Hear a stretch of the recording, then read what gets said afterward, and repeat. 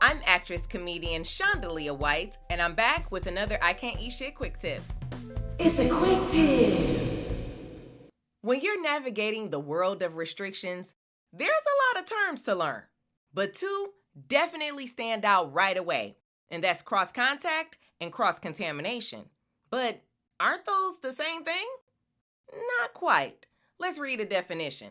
Cross contact is a transfer of allergens from one food to another, while cross contamination is the transfer of bacteria and microorganisms from one food to another. Still sound the same?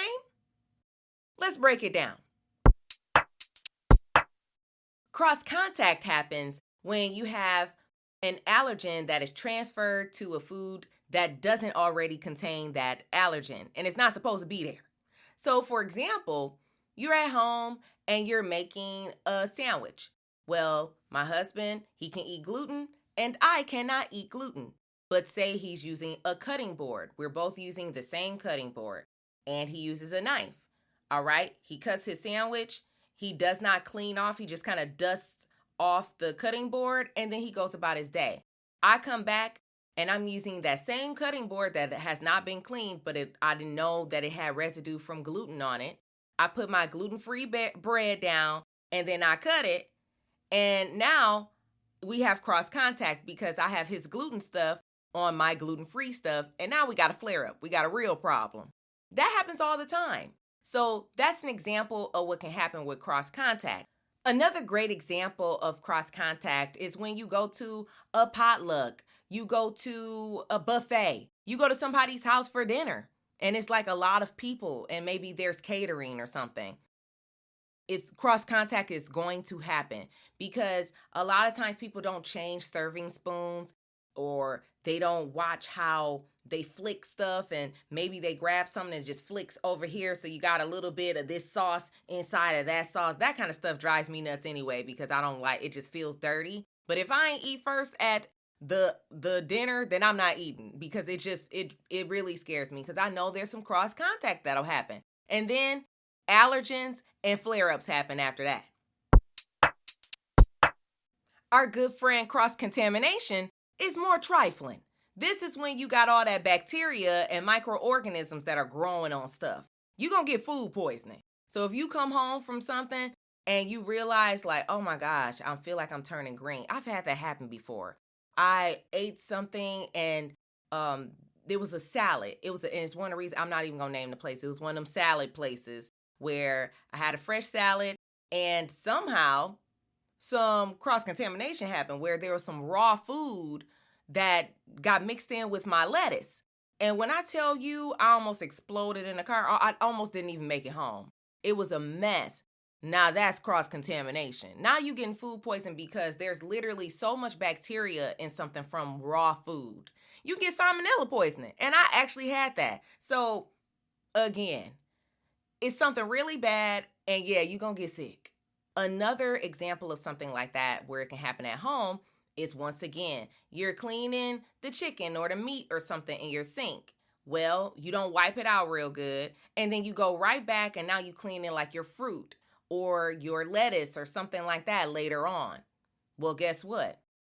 If it's something that you're not fully cooking, you're going to get that cross-contamination. You likely will get sick or get some sort of food poisoning.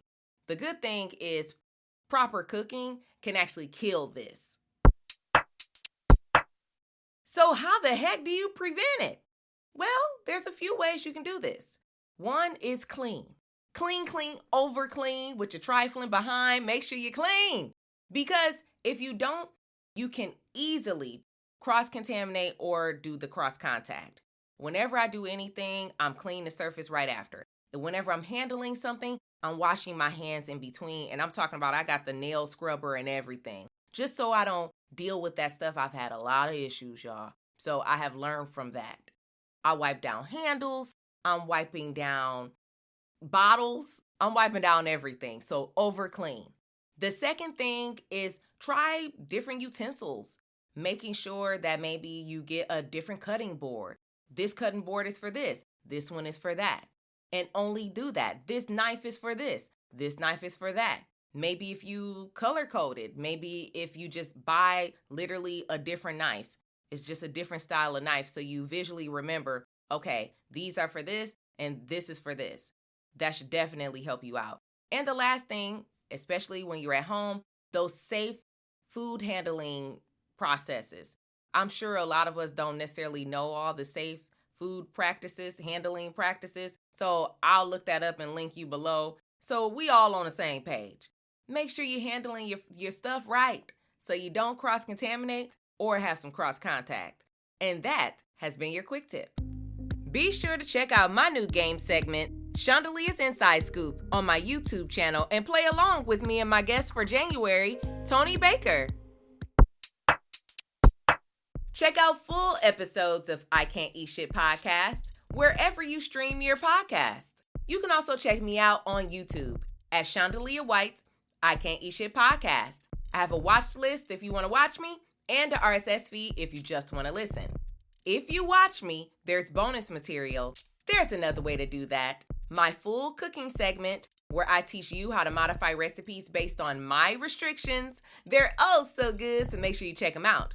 And bonus, for season 2, I'm modifying recipes inspired by my guest, and they're doing commentary along with me, so you don't want to miss it. You can also check me out on Instagram at I Can't Eat Shit Podcast or at Shondalia White. Thank you so much. I'll see you next time. I Can't Eat Shit! It's a quick tip. I Can't Eat Shit podcast is not a replacement for a medical professional. If you need help, seek out a trained medical professional, nutritionist, or therapist to help you with your specific needs.